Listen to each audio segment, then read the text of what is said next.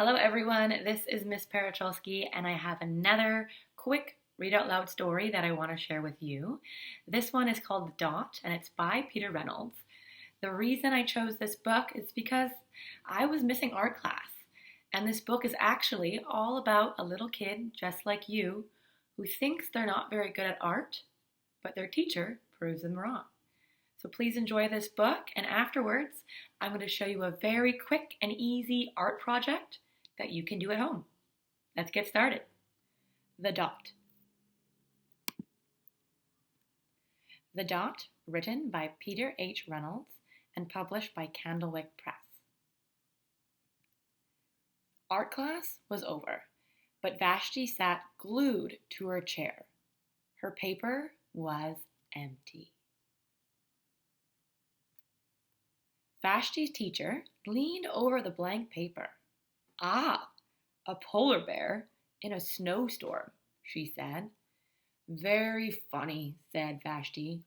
"I just can't draw."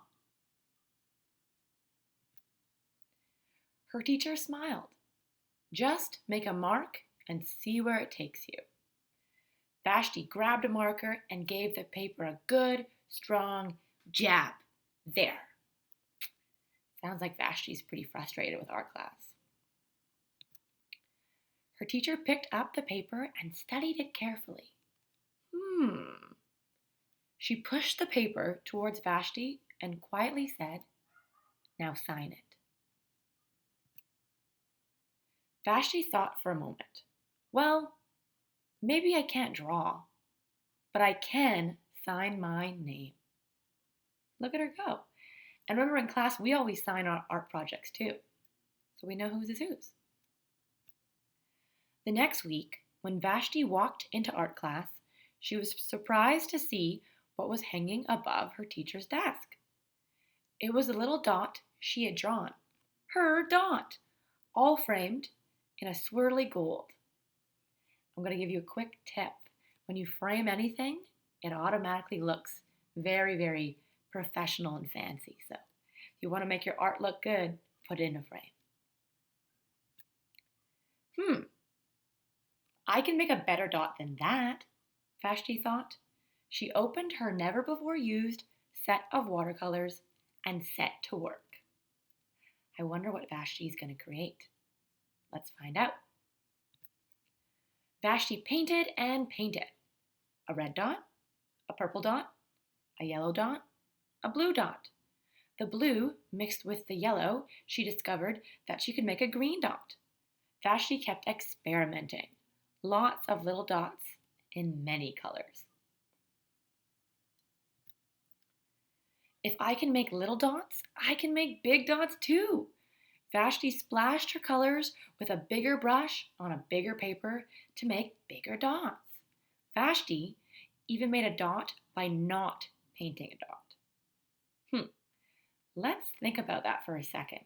If you look at the second image, the blank space in the middle is actually a white dot, even though she didn't paint anything. I think that's really creative.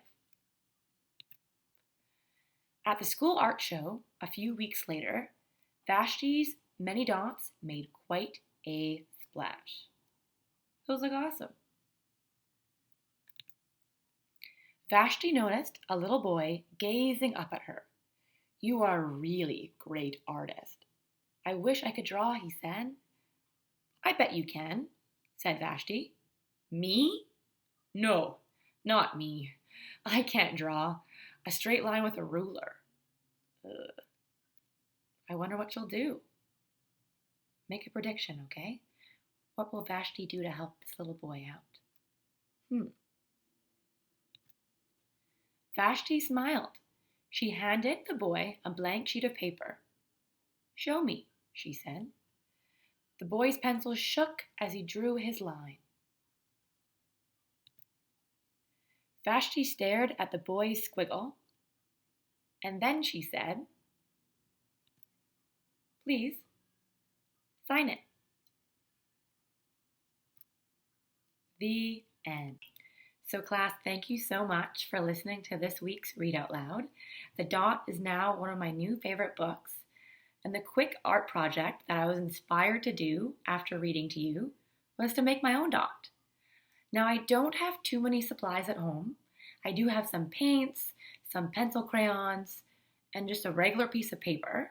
So, I made my own dot creation. This was my first one.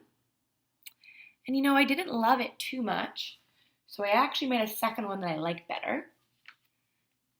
And I don't know if you've noticed, but the two similarities between the two is I made sure I signed my name. Well, so if you're inspired by this book to make your own dot, please use whatever tools you have, how many colors you want to use, but make sure you sign your name at the bottom, because that'll make it look very professional and like a finished product. Thanks so much for listening, and have fun on your art projects.